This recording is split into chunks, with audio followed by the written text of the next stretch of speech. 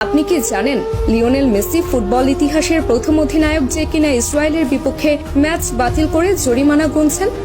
না, আপনি এটা জানবেন কেন?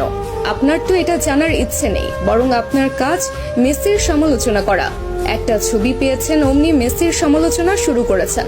কারণে অকারণে মেসির পেছনে আপনি অকারণে পুরো ক্যারিয়ার জুড়ে লেগেছিলেন।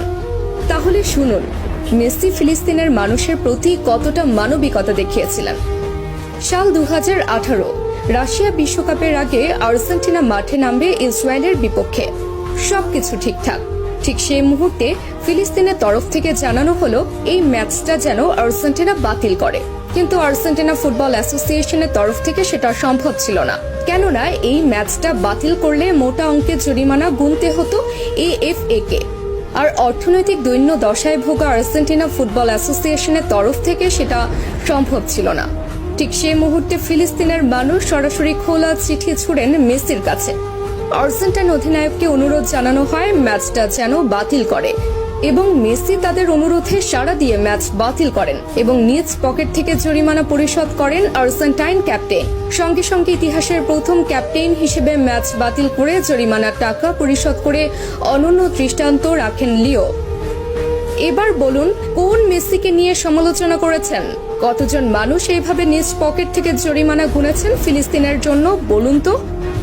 এরপর যদি মেসির সমালোচনা করেন, দয়া করে আয়নায় মুখখানা দেখবেন। এবার আসি এই ছবির ঘটনায়। এই ছবি যেটা দেখছেন সেটা মেসি ছিলেন, কিন্তু মেসি তো সেখানে একা ছিলেন না, অথবা মেসির কোনো ব্যক্তিগত সফরও সেটা ছিল না, বরং সেটা ছিল ক্লাব বার্সেলোনার সফর। যে সফরে শুধু মেসি একা নন, বরং পুরো বার্সেলোনা টিমই ছিল। এমনকি সে সফরে ব্রাজিল তারকা নেইমারও ছিল সঙ্গী। তাহলে সে সমালোচনা কেন মেসির গায়ে একা আসবে? তাছাড়া প্রশ্ন আছে আরো একটা, সে সফরের জন্য ফিলিস্তিনের পক্ষ থেকে কোনো অনুরোধও জানানো হয়নি সফর বাতিল করার জন্য, অথবা ফিলিস্তিনিরাও সে ছবি নিয়ে কখনো আপত্তি তুলেনি। কিন্তু যখন তারা মেসিকে অনুরোধ জানিয়েছে, সঙ্গে সঙ্গে মেসি সে অনুরোধে সাড়া দিয়েছে। এবার বলুন, মেসি তাহলে কিভাবে ওই ছবির জন্য সমালোচনার প্রাপ্য হন?